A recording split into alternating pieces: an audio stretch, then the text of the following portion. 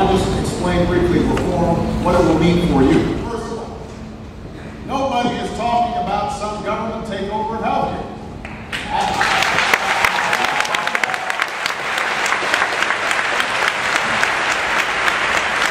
I have been as clear as I can be.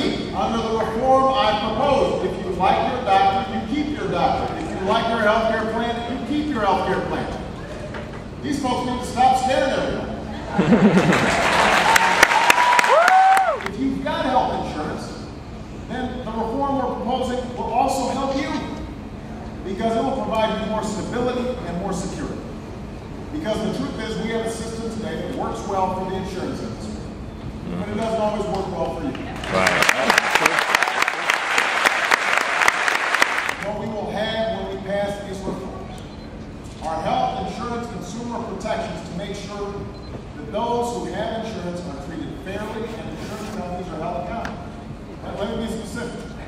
We will stop insurance companies from denying you coverage because of your medical history.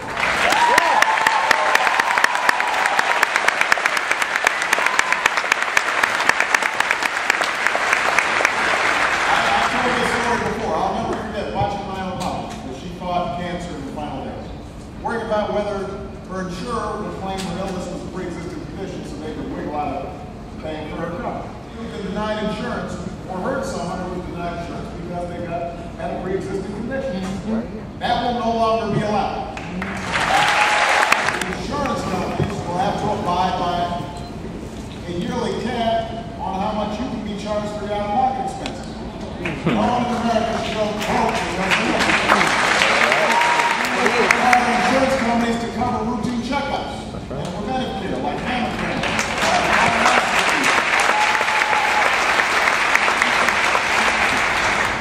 Eye and foot exams for diabetics so we can avoid chronic illnesses.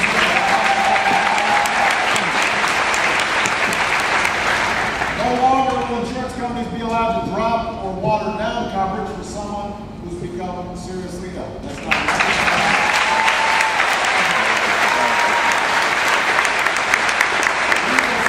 Insurance companies can placing arbitrary caps on the coverage you receive in a given year or in a lifetime. So my point is, whether or not you have health insurance right now, the reforms we seek will bring stability and security that you don't have today. In the end, the debate about reform boils down to a choice between two approaches. The first is projected to double your health care costs over the next decade, make millions more Americans uninsured, bankrupt state and federal governments, and allow insurance companies to run roughshod over consumers. That's one option. That's called the status quo. That's what we have right now. I want everybody to understand this. If we do nothing, I can almost guarantee you your premiums will double over the next 10 years, because that's what they did over the last. And Medicare, which seniors rely on, is going to become more and more vulnerable. On current projections, Medicare will be in the red in less than 10 years. So that's the status quo.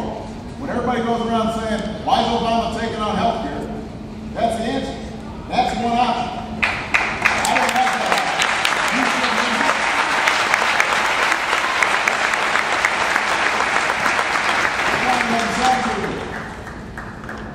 That's the healthcare system we have right now. So we can either continue with that approach, or we can choose another approach. One that will gradually bring costs down, will improve quality and affordability for every American when it comes to their health, and will help get our exploding deficits under control.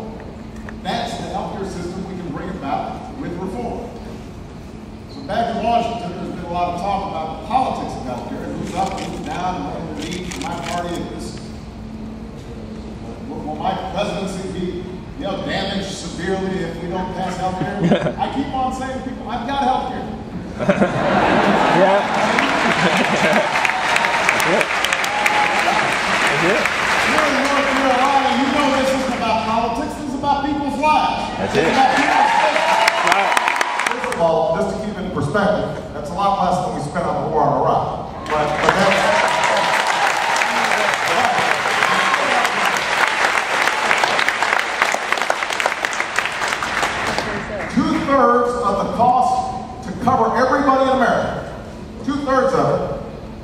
could actually be paid for by money that's already in the healthcare system that taxpayers are paying that's being wasted.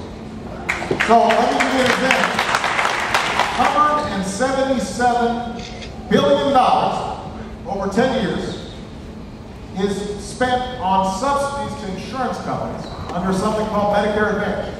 There's no showing that seniors are healthier using Medicare Advantage than using regular Medicare, but taxpayers, you fork over an additional $177 billion to them over 10 years.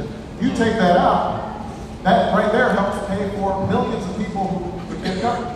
We pay 77% more for prescription drugs in America than any other country. Not only will millions of Americans who don't have health insurance be getting insurance, but it will be much easier for small business owners to provide health insurance for their employees and to get health insurance for themselves. For the average American, you stand to gain significantly if you don't have health insurance.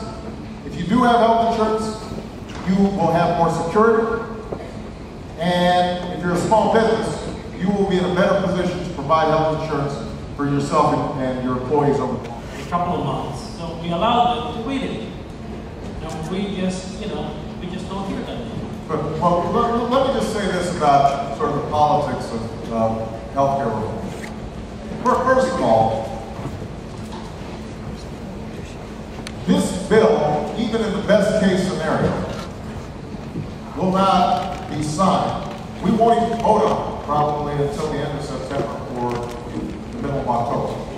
We're just trying to get it out, all these different bills out of committee. So that means that any one of these senators, if they want to take this bill home with them during the August recess, we're trying to get this done. But the American people can't wait any longer.